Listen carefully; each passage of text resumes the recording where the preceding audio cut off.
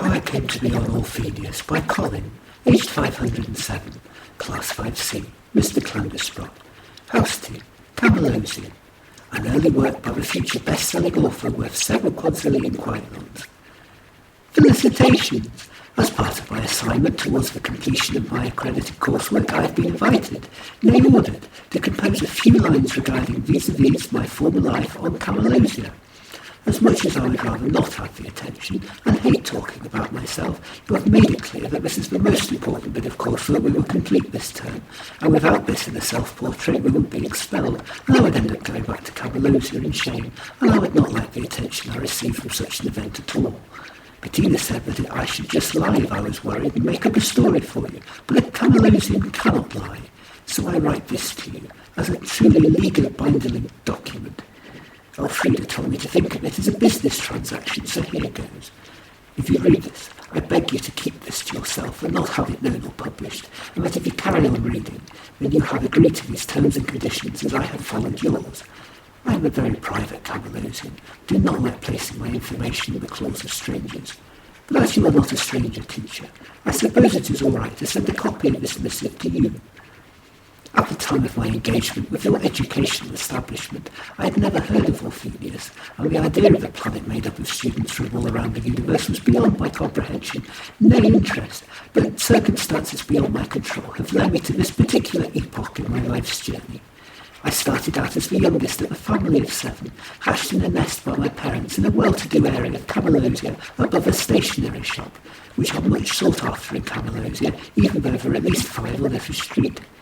I was, however, regrettably less erudite than my brethren. I struggled to keep up in our daily classes of legalese, contract fulfilment, local government, committee speak, regulation, law and order, by-law mathematics, elocution, technical phrases, nomenclature, etymology, postmodernist maxims, semiotic protocols, technical jargon, and informal words for ignorant off-worlders.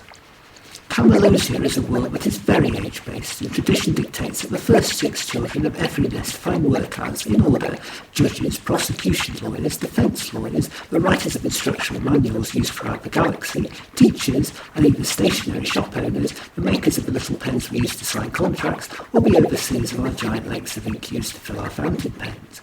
Only 5 times in the last century have Camalosians ever had a letter of numerical value greater than 6. As a result, my family's 7th child, that's me, nobody could outline a career path for me, and henceforth life became very difficult. As the youngest, I watched my siblings move on without me and leave the nest without any recourse as to my own situation.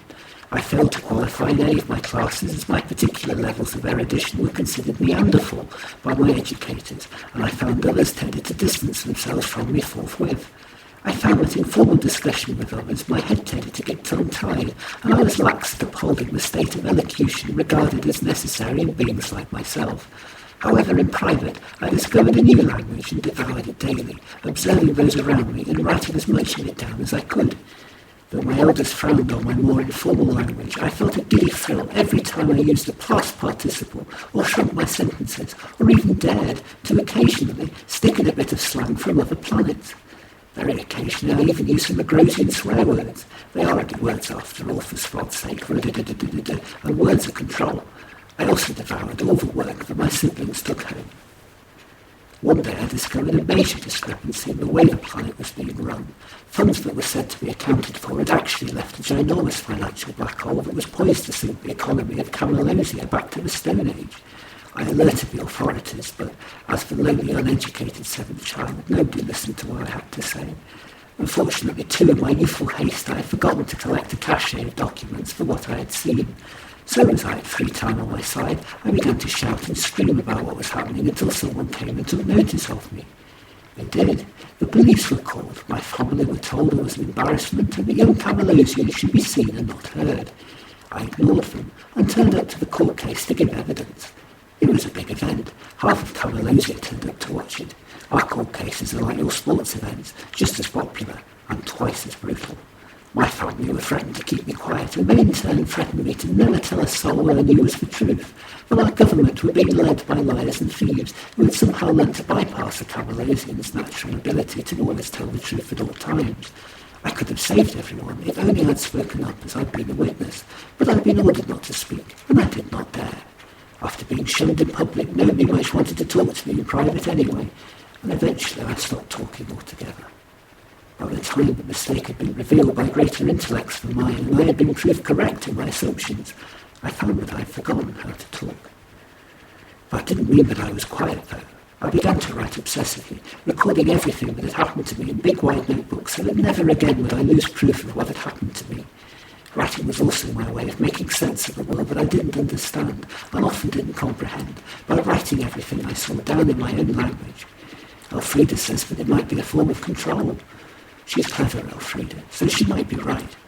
All I knew was that I had to make records of everything that happened to me so that I could think them through thoroughly, come to terms with them and work out how I felt about them, as a Camalosian takes time to process matters.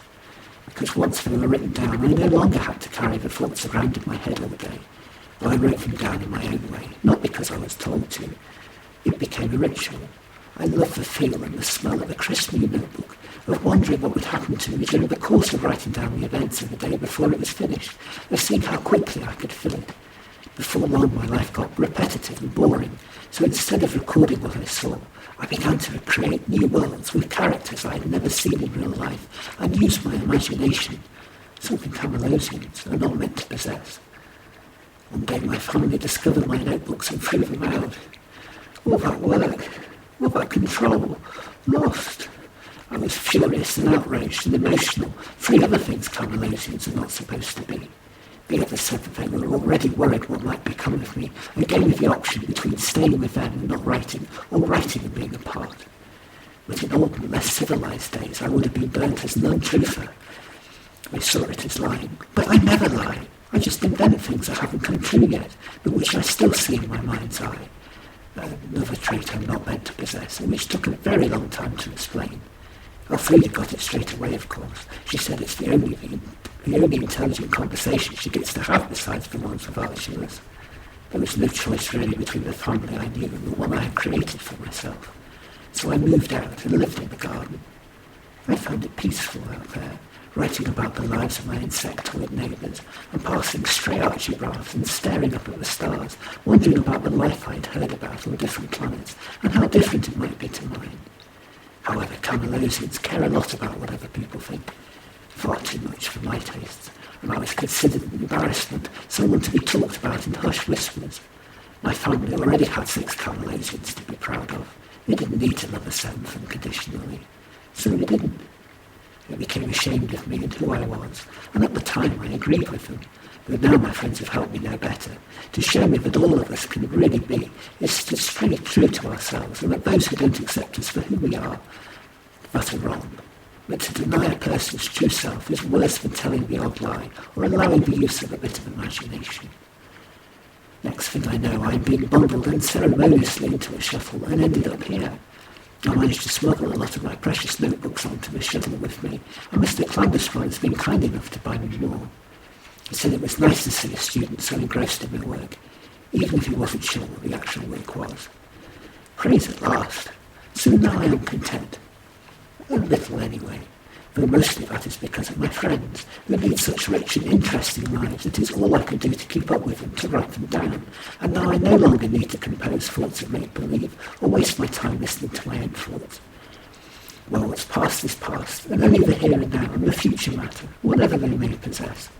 As I sit here writing, I am already looking at my next notebook, eager to fill it with the tales that have yet to come, and the adventures of a life not yet lived.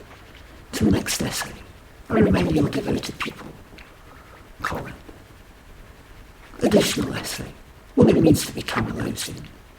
Details of my friend, assonance my companion in life, erudition my goal, to litter conversations with alliteration is to be happy, to spend our days in paraphrases for quest, for this is the age of verbiage.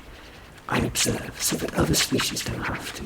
I watch so that others may do things I witness, so that others may prosper. I reflect so that others may shine. I look so that others may see. I shine a light so that others may find their way in the dark. I exist so that others may truly live.